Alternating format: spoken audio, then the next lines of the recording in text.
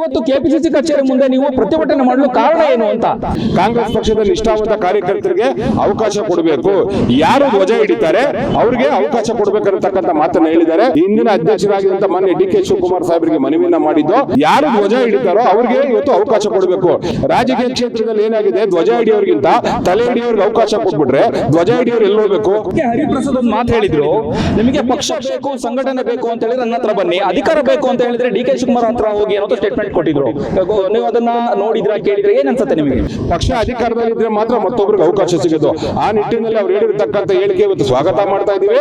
ಕಾರ್ಯಕರ್ತರಿಗೆ MLC ಸ್ಥಾನ ಕೊಡಬೇಕು ಅಂತ ಹೇಳಿ ಪಟ್ಟಿ ಹಿಡಿದಿದ್ರಿ ನೀವು, ಅದಾಗ ಪ್ರತಿಭಟನೆ ಕೂಡ ಮಾಡ್ತಿದ್ರಿ. ನಿಮ್ಮ ಹತ್ರ ಏನಾದ್ರೂ ಪಟ್ಟಿಗಳು ಇದೆಯಾ ಅನ್ನುವ? ಕರ್ನಾಟಕದಲ್ಲಿ ಯಾರು ಬೇಕಾದ್ರೂ ಕೊಳ್ಳಿ, ಯಾರು ಬೀದಿಲಿ ನಿಂತು ಪಕ್ಷದ ಪರವಾಗಿ ಹೋರಾಟ ಮಾಡ್ತಾರೆ, ಪಕ್ಷಕ್ಕೋಸ್ಕರ ತ್ಯಾಗ ಮಾಡ್ತಾರೆ, ಅಂತವ್ರಿಗೆ ಅವಕಾಶ ಕೊಡಬೇಕು. ಮುಖ್ಯಮಂತ್ರಿ ಡಿ ಕೆ ಶಿವಕುಮಾರ್ ಅವರ ಮೇಲೆ ನಿಮಗೆ ವಿಶ್ವಾಸ ಇಲ್ವಾ? ಆಗಿದ್ರೆ ಡಿ ಕೆ ಶಿವಕುಮಾರ್ ಅವರ ಮೇಲೆ ವಿಶ್ವಾಸ ಇಲ್ಲ, ಡಿ ಕೆ ಶಿವಕುಮಾರ್ ಅವರೇ ಕಾರ್ಯಕರ್ತರ ಮೇಲೆ ವಿಶ್ವಾಸ ಮಾಡ್ಕೊಂಡಿರ್ತಕ್ಕಂಥ ಕಾಂಗ್ರೆಸ್ ಪಕ್ಷದ ನಿಷ್ಠಾವಂತ ಕಾರ್ಯಕರ್ತರ ಶಕ್ತಿ ಹಾಗೂ ಧ್ವನಿ ಡಿ ಕೆ ಶಿವಕುಮಾರ್ ಹರಿಪ್ರಸಾದ್ ಅವರು ಅಂತ ಹೇಳಿದ್ರು. ಶಿವಕುಮಾರ್ ಅವರಿಗೆ ಅಥವಾ ಸರ್ಕಾರಕ್ಕೆ ಏನಾದರೂ ಎಚ್ಚರಿಕೆನಾ ಅಥವಾ ಏನು?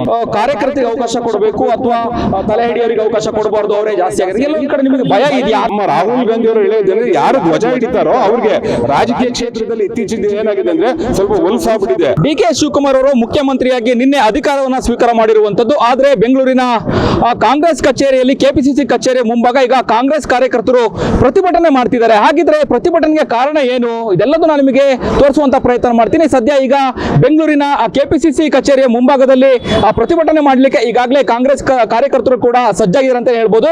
ಬಹಳ ಮುಖ್ಯವಾಗಿ ಅಂದ್ರೆ ಏನು, ಕೆಪಿಸಿಸಿ ಕಚೇರಿ ಮುಂಭಾಗ ಏನು ಕಾಂಗ್ರೆಸ್ ಕಾರ್ಯಕರ್ತರು ಪ್ರತಿಭಟನೆ ಮಾಡುವಂತಹ ಉದ್ದೇಶ ಏನು ಅಂತ ಹೇಳಿದ್ರೆ, MLC ಆಗಿ ಕಾಂಗ್ರೆಸ್ ಕಾರ್ಯಕರ್ತರಿಗೆ MLC ಸ್ಥಾನವನ್ನ ಕೊಡಬೇಕು ಅನ್ನುವಂತಹ ನಿಟ್ಟಿನಲ್ಲಿ ಪ್ರತಿಭಟನೆ ಮಾಡಲಿಕ್ಕೆ ಆಗ್ರಹವನ್ನು ಕೂಡ ಮಾಡ್ತಿರುವಂತದ್ದು. ಬಹಳ ಮುಖ್ಯವಾಗಿ ಈಗಾಗಲೇ ಸಚಿವರ ಸ್ಥಾನಕ್ಕೆ ಈಗಾಗಲೇ ಒಂದಷ್ಟು ಹಿರಿಯ ಶಾಸಕರಾಗಿರುವಂತದ್ದು, ಹಿರಿಯ ಕಾಂಗ್ರೆಸ್ನ ಮುಖಂಡರು ಕೂಡ ರೇಸ್ ನಲ್ಲಿದ್ದಾರೆ, ಸಂಭಾವನೆ ಪಟ್ಟಿಯ ರೇಸ್ ನಲ್ಲಿದ್ದಾರೆ. ಆದ್ರೆ ಕಾಂಗ್ರೆಸ್ನ ಕಾರ್ಯಕರ್ತರಿಗೆ MLC ಸ್ಥಾನವನ್ನ ಕೊಡಬೇಕು ಅನ್ನುವಂತಹದನ್ನ ಪಟ್ಟನ್ನ ಹಿಡಿತಿರುವಂತದ್ದು.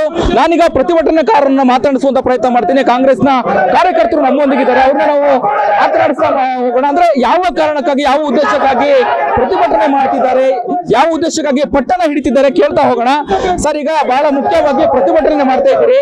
ನಿನ್ನೆ ಅಷ್ಟೇ ಡಿ ಕೆ ಶಿವಕುಮಾರ್ ಅವರು ಮುಖ್ಯಮಂತ್ರಿಯಾಗಿ ಅಧಿಕಾರನ ಹಸ್ತಾಂತರ ಮಾಡ್ಕೊಂಡು ಅಧಿಕಾರ ಸ್ವೀಕಾರ ಮಾಡಿದ್ದಾರೆ. ಆದ್ರೆ ಇವತ್ತು ಕೆಪಿಸಿಸಿ ಕಚೇರಿ ಮುಂದೆ ನೀವು ಪ್ರತಿಭಟನೆ ಮಾಡಲು ಕಾರಣ ಏನು ಅಂತ? ಪ್ರತಿಭಟನೆ ಅಲ್ಲ, ಇದು ಮೊದಲನೇದಾಗಿ ನಾವು ಕೆಪಿಸಿಸಿ ಅಧ್ಯಕ್ಷರಾಗಿರತಕ್ಕಂಥ ಬಿ ಕೆ ಹರಿಪ್ರಸಾದ್ ಸಾಹೇಬರಿಗೆ ಹಾಗೂ ಕರ್ನಾಟಕದ ಮುಖ್ಯಮಂತ್ರಿಗಳಾಗಿರತಕ್ಕಂಥ ಡಿ ಕೆ ಶಿವಕುಮಾರ್ ಸಾಹೇಬರಿಗೆ ಇವತ್ತು ಪಕ್ಷದ ನಿಷ್ಠಾವಂತ ಕಾರ್ಯಕರ್ತರು ಇವತ್ತು ಅವರಿಗೆ ಅಭಿನಂದನೆಗಳನ್ನು ಸಲ್ಲಿಸ್ತಾ ಇದ್ದೀವಿ. ಇಬ್ಬರು ನಾಯಕರು ಅತ್ಯಂತ ತಳಮಟ್ಟದಿಂದ ಬಂದಿರತಕ್ಕಂಥವ್ರು, ಸಂಘಟನೆಯಲ್ಲಿ ಇಬ್ಬರದು ಆದಂತಹ ಅನುಭವ ಇದೆ.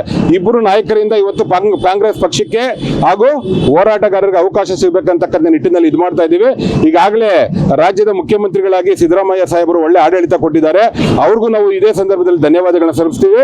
ಇವತ್ತು ರಾಹುಲ್ ಗಾಂಧಿ ಅವರು ಬಂದು ಇವತ್ತು ಕಾಂಗ್ರೆಸ್ ಪಕ್ಷದ ಕಾರ್ಯಕರ್ತರ ಬಗ್ಗೆ ಅನೇಕ ಬಾರಿ ಹೇಳಿಕೆಗಳನ್ನ ಕೊಟ್ಟಿದ್ದಾರೆ. ಯಾವ ರೀತಿ ಅಂದ್ರೆ, ಕಾಂಗ್ರೆಸ್ ಪಕ್ಷದ ನಿಷ್ಠಾವಂತ ಕಾರ್ಯಕರ್ತರಿಗೆ ಅವಕಾಶ ಕೊಡಬೇಕು, ಯಾರು ಧ್ವಜ ಹಿಡಿತಾರೆ ಅವ್ರಿಗೆ ಅವಕಾಶ ಕೊಡಬೇಕನ್ನತಕ್ಕಂಥ ಮಾತನ್ನ ಹೇಳಿದ್ದಾರೆ. ಇವತ್ತು ಯಾರು ಧ್ವಜ ಹಿಡಿತಾರೋ ಅಂತವ್ರಿಗೆ ಅವಕಾಶ ಕೊಡಬೇಕು. ವಿಧಾನ ಪರಿಷತ್ ಅನ್ನತಕ್ಕಂಥ ಒಂದು ಸ್ಥಾನ, ಅದು ಪ್ರಾಮಾಣಿಕ ಕಾರ್ಯಕರ್ತರು ಇರ್ತಾರೆ, ಹೋರಾಟಗಾರರು ಇರ್ತಾರೆ, ಸಮಾಜದ ಬಗ್ಗೆ ಯಾರು ಕಾಳಜಿ ಇರುತ್ತೋ ಅಂತ ವ್ಯಕ್ತಿಗಳು ಕೊಡ್ಬೇಕಂತಕ್ಕಂಥದ್ದು ನಮ್ಮ ಕೆಪಿಸಿ ಹಿಂದಿನ ಅಧ್ಯಕ್ಷರಾಗಿದ್ದಂತ ಮಾನ್ಯ ಡಿ ಕೆ ಶಿವಕುಮಾರ್ ಸಾಹೇಬರಿಗೆ ಮನವಿಯನ್ನ ಮಾಡಿದ್ದು. ಅವರು ಕಾಂಗ್ರೆಸ್ ಪಕ್ಷದ ಕಾರ್ಯಕರ್ತರು ಕೊಡ್ತೀವಿ ಅಂತ ಹೇಳಿದ್ದಾರೆ. ಈಗ 3 ಜನನ ಇವತ್ತು ವಿಧಾನ ಪರಿಷತ್ಗೆ ಇವತ್ತು AICC ಇಂದ ನೇಮಕ ಮಾಡಿದ್ರೆ, ಯಾವ ಆಧಾರದ ಮೇಲೆ ಮಾಡಿರತಕ್ಕಂಥ ಹೈಕಮಾಂಡ್ಗೆ ಗೊತ್ತಿದೆ ಅದೇ. ಆದ್ರೆ ನಮ್ಮ ಮೂಲತಃ ಕರ್ನಾಟಕದವರಂತ ಮೊನ್ನೆ ಮಲ್ಲಿಕಾರ್ಜುನ ಖರ್ಗೆ ಸಾಹೇಬರು ಕಾಂಗ್ರೆಸ್ ಪಕ್ಷದ ಕಾರ್ಯಕರ್ತರಾಗಿ ಇವತ್ತು AICC ಅಧ್ಯಕ್ಷರಾಗಿದ್ದಾರೆ.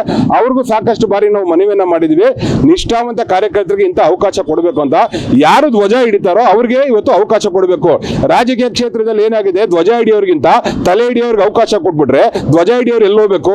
ಆದ್ದರಿಂದ ಪ್ರಾಮಾಣಿಕತೆ ಇವರು ಇವತ್ತು ಇಬ್ಬರು ನಾಯಕರು ಇವತ್ತು ಕಾಂಗ್ರೆಸ್ ಪಕ್ಷಕ್ಕೆ ಶಕ್ತಿಯನ್ನು ತುಂಬತಕ್ಕಂಥ ನಾಯಕರು ಇವತ್ತು ಮುಖ್ಯಮಂತ್ರಿ ಆಗಿದ್ದಾರೆ ಹಾಗೂ ಕೆಪಿಸಿ ಅಧ್ಯಕ್ಷರಾಗಿದ್ದಾರೆ. ಆ ಇಬ್ಬರು ನಾಯಕರಲ್ಲಿ ಮನವಿ ಏನಂತ ಹೇಳಿದ್ರೆ, ದಯಮಾಡಿ ಪ್ರಾಮಾಣಿಕ ಕಾರ್ಯಕರ್ತರನ್ನ ರಕ್ಷಣೆ ಮಾಡಬೇಕು.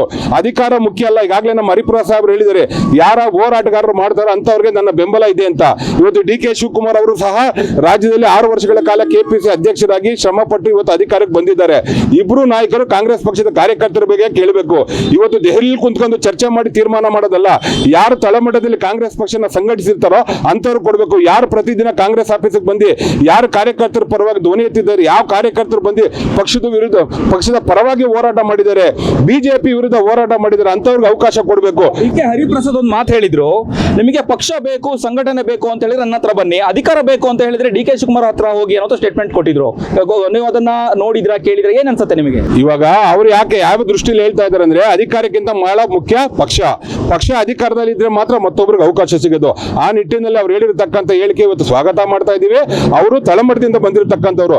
ಅವರ ಅವಧಿ ಒಳಗಡೆ ಇವತ್ತು ಏನು ವಿಧಾನ ಪರಿಷತ್ ಸದಸ್ಯನ ಇದು ಮಾಡಿದರೆ ಅದರಲ್ಲಿ ಸಾಕಷ್ಟು ಅಸಮಾಧಾನ ಇದೆ. ಪಕ್ಷದ ನಿಷ್ಠಾವಂತರಿಗೆ ಯಾರು ಇವಾಗ ನಮ್ಮ ಡಿ ಕೆ ಶಿವಕುಮಾರ್ ಅವರು 6 ವರ್ಷಗಳಿಂದ ಟಾಸ್ಕ್ ಕೊಟ್ಟಿದ್ದಾರೆ, ಯಾರು ಕಾಂಗ್ರೆಸ್ ಪಕ್ಷಕ್ಕೆ ದುಡಿತಾರೆ, ಯಾರು ಕಾಂಗ್ರೆಸ್ ಪಕ್ಷಕ್ಕೆ ಬರ್ತಾರೆ ಅಂತವ್ರು ಮಾತ್ರ ಮನ್ನಣೆ ಕೊಡ್ಬೇಕಂತ. ಯಾವುದೋ ಒಬ್ಬ ವ್ಯಕ್ತಿಗೋಸ್ಕರ ಬೇರೆ ಪಕ್ಷದಿಂದ ಬಂದಿರೋಂಥವ್ರಿಗೆ ನೀವು ಹೆಚ್ಚಿನ ಮನೆ ಕೊಡಂಗಿತ್ತು ಅಂದ್ರೆ ಕಾಂಗ್ರೆಸ್ ಪಕ್ಷದ ಕಾರ್ಯಕರ್ತರಿಗೆ ನ್ಯಾಯ ಕೊಡಿಸೋರು ಯಾರು? ಆ 2 ಜವಾಬ್ದಾರಿ ಇವತ್ತು ಕಾಂಗ್ರೆಸ್ ಪಕ್ಷದ ಅಧ್ಯಕ್ಷರ ಮೇಲೂ ಇದೆ, ಮಾನ್ಯ ಮುಖ್ಯಮಂತ್ರಿಗಳ ಮೇಲೂ ಇದೆ. ಕಾರ್ಯಕರ್ತರಿಗೆ MLC ಸ್ಥಾನ ಕೊಡಬೇಕು ಅಂತೇಳಿ ಪಟ್ಟಿ ಹಿಡಿದಿದ್ರಿ ನೀವು, ಅದಕ್ಕಾಗಿ ಪ್ರತಿಭಟನೆ ಕೂಡ ಮಾಡ್ತಿದ್ರಿ. ನಿಮ್ಮ ಹತ್ರ ಏನಾದ್ರೂ ಪಟ್ಟಿಗಳು ಇದೆಯಾ ಅನ್ನುವಂಥದ್ದು? ಯಾಕಂದ್ರೆ ಇಂಥ ಕಾರ್ಯಕರ್ತರು, ನಿಷ್ಠಾವಂತ ಕಾರ್ಯಕರ್ತರಿಗೆ ನಾವು ಅಂದ್ರೆ ಸರ್ಕಾರ ಅಥವಾ ಡಿ ಕೆ ಶಿವಕುಮಾರ್ CM ಆಗಿ ಈಗ ಅಧಿಕಾರ ಹಸ್ತಾಂತರ ಪಡ್ಕೊಂಡಿದ್ದಾರೆ. ಹಾಗಾಗಿ ಇಂಥ ಕಾರ್ಯಕರ್ತರಿಗೆ ನೀವು MLC ಮಾಡಿ ಅಂತ ಹೇಳಿದ್ರು ಪಟ್ಟಿಯನ್ನ ಬಿಡುಗಡೆ ಮಾಡ್ತಿದ್ರಾ? ಯಾರಿದ್ದಾರೆ ಅನ್ನುವಂಥದ್ದು ನಿಮ್ಮ ಪಟ್ಟಿಯಲ್ಲಿ ಯಾರಿದ್ದಾರೆ? ಕರ್ನಾಟಕದಲ್ಲಿ ಯಾರಿಗೆ ಬೇಕಾದ್ರೂ ಕೊಳ್ಳಿ, ಯಾರು ಬೀದಿಲಿ ನಿಂತು ಪಕ್ಷದ ಪರವಾಗಿ ಹೋರಾಟ ಮಾಡ್ತಾರೆ, ಪಕ್ಷಕ್ಕೋಸ್ಕರ ತ್ಯಾಗ ಮಾಡ್ತಾರೆ, ಅಂತವ್ರಿಗೆ ಅವಕಾಶ ಕೊಡಬೇಕು. ಇವತ್ತು ರಾಹುಲ್ ಗಾಂಧಿ ಅವರು ಅನೇಕ ಹೋರಾಟಗಳನ್ನ ಮಾಡಿದ್ದಾರೆ. ಇವತ್ತು ವೋಟ್ ಚೋರಿ ಅನ್ನತಕ್ಕಂಥದ್ದು ಇಡೀ ದೇಶವ್ಯಾಪ್ತಿ ಇವತ್ತು ಕಣ್ತರಿಸಿದ್ದಾರೆ ರಾಹುಲ್ ಗಾಂಧಿ ಅವರು. ನೀವು ಯಾರ ವಿರುದ್ಧ ನಿಮ್ಮ ಅಸಮಾಧಾನ ಅಂತ? ಅಸಮಾಧಾನ ಅಲ್ಲ, ಯಾರನ್ನ ನೇಮಕ ಮಾಡಬೇಕಂತ KPCC ಕಾರ್ಯಕರ್ತರ ಮನವಿ ತಕ್ಕಬೇಕು. ಯಾರು ಮನವಿ ಮಾಡಿದರೆ, ಯಾರಿಗೆ ಅರ್ಹತೆ ಇದೆ, ಯಾರಿಗೆ ಯೋಗ್ಯತೆ ಇದೆ ಅನ್ನೋದನ್ನ ಪರಿಶೀಲನೆ ಮಾಡಬೇಕು.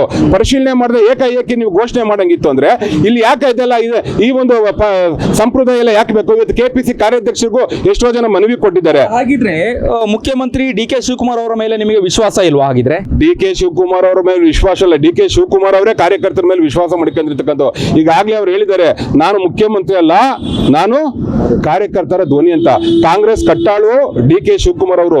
ಕಾಂಗ್ರೆಸ್ ಪಕ್ಷದ ಕಾರ್ಯಕರ್ತರು ನೀವು ನೋಡಿರ್ಬೋದು, ನಮ್ಮ ಒಂದು ಪ್ಲೇ ಕಾರ್ಡ್ ಅಲ್ಲಿ ಇವತ್ತು ಕಾಂಗ್ರೆಸ್ ಪಕ್ಷದ ನಿಷ್ಠಾವಂತ ಕಾರ್ಯಕರ್ತರ ಶಕ್ತಿ ಹಾಗೂ ಧ್ವನಿ ಡಿ ಕೆ ಶಿವಕುಮಾರ್, ಹರಿಪ್ರಸಾದ್ ಅವರು ಅಂತ ಹೇಳಿದ್ರೆ ಇಬ್ರು ಕಾಂಗ್ರೆಸ್ ಪಕ್ಷಕ್ಕೋಸ್ಕರ ಶ್ರಮ ಪಟ್ಟಿರುವಂತ ಅಂತವರ ಅವಧಿ ಒಳಗಡೆ ಈ ರೀತಿಯಾದಂತ ಪಕ್ಷದ ಕಾರ್ಯಕರ್ತರಿಗೆ ತೊಂದರೆ ಆಗಬಾರದು, ಅನಾನುಕೂಲ ಆಗಬಾರದು ಅಂತಕ್ಕಂಥದ್ದು ಮನವಿ.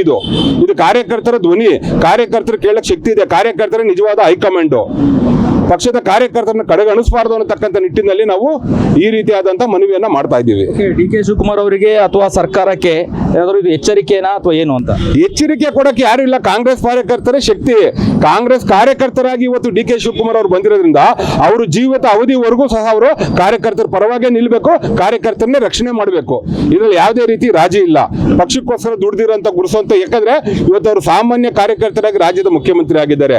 ಅದೇ ರೀತಿ ಒಬ್ಬ ಸಾಮಾನ್ಯ ಕಾರ್ಯಕರ್ತರಾಗಿ ಇವತ್ತು BK ಹರಿಪ್ರಸಾದ್ ಸಾಹೇಬರು KPCC ಅಧ್ಯಕ್ಷರಾಗಿದ್ದಾರೆ. ಮಾತನಾಡ್ತಾ ಆಗ್ಲೇ ಹೇಳಿದ್ರಿ, ಕಾರ್ಯಕರ್ತರಿಗೆ ಅವಕಾಶ ಕೊಡಬೇಕು ಅಥವಾ ತಲೆ ಹಿಡಿಯೋರಿಗೆ ಅವಕಾಶ ಕೊಡಬಾರ್ದು, ಅವರೇ ಜಾಸ್ತಿ ಆಗಿದ್ದಾರೆ. ಎಲ್ಲ ಒಂದ್ ಕಡೆ ನಿಮಗೆ ಭಯ ಇದೆಯಾ, ಆ ತರದ್ ಏನಾದ್ರು ಆಗ್ಬಹುದು ಅನ್ನುವಂಥದ್ದು? ಏನಾದ್ರು ಆಗಬಾರ್ದು ಅನ್ನೋದಕ್ಕೆ ಇವತ್ತು ನಾವು ಮನವಿ ಮಾಡ್ತಾ ಇರೋದು. ನಮ್ಮ ರಾಹುಲ್ ಗಾಂಧಿ ಅವರು ಹೇಳೋದೇನೆ, ಯಾರು ಧ್ವಜ ಹಿಡಿತಾರೋ ಅವ್ರಿಗೆ ರಾಜಕೀಯ ಕ್ಷೇತ್ರದಲ್ಲಿ ಇತ್ತೀಚಿನ ಏನಾಗಿದೆ ಅಂದ್ರೆ ಸ್ವಲ್ಪ ಹೊಲಸಾಗ್ಬಿಟ್ಟಿದೆ. ಧ್ವಜ ಹಿಡಿಯೋರಿಗಿಂತ ತಲೆ ಹಿಡಿಯೋರ್ಗೆ ಅವಕಾಶ ಬರುತ್ತೆ ಅನ್ನತಕ್ಕಂಥದ್ದು ಸಾರ್ವಜನಿಕ ವಲಯದಲ್ಲಿ ಬರ್ತಾ ಇರೋದು. ಅದಕ್ಕೆ ಅವಕಾಶ ಕೊಡಬಾರ್ದು ಅಷ್ಟೇ. ಇದಿಷ್ಟು ಕಾಂಗ್ರೆಸ್ನ ಕಾರ್ಯಕರ್ತರ ಮಾತುಗಳಾಗಿತ್ತು, ಆಗ್ರಹ ಆಗಿತ್ತು. ಅಂದ್ರೆ ನಿಷ್ಠಾವಂತ ಕಾಂಗ್ರೆಸ್ ಪಕ್ಷದ ಕಾರ್ಯಕರ್ತರಿಗೆ MLC ಸ್ಥಾನವನ್ನ ಕೊಡಬೇಕು, ಹಾಗಾಗಿ ನಾವು ಪಟ್ಟಣ ಹಿಡಿತಿದೀವಿ ಅನ್ನುವಂತಹ ಮಾತುಗಳನ್ನ ಪ್ರತಿಭಟನಾಕಾರರು, ಕಾಂಗ್ರೆಸ್ನ ಕಾರ್ಯಕರ್ತರು ಮಾತಾಡುವಂತದ್ದು. ಕ್ಯಾಮರಾ ಪರ್ಸನ್ ಮಂಜು ಜೊತೆ ಅಭಿಜಿತ್ ಗಣೇಶ್, ಪ್ರತಿಧ್ವನಿ ಬೆಂಗಳೂರು. ಹೆಚ್ಚಿನ ವಿಡಿಯೋಗಳಿಗೆ ಪ್ರತಿಧ್ವನಿ ಯೂಟ್ಯೂಬ್ ಚಾನೆಲ್ ಸಬ್ಸ್ಕ್ರೈಬ್ ಮಾಡಿ, ಬೆಲ್ ಐಕಾನ್ ಕ್ಲಿಕ್ ಮಾಡಿ.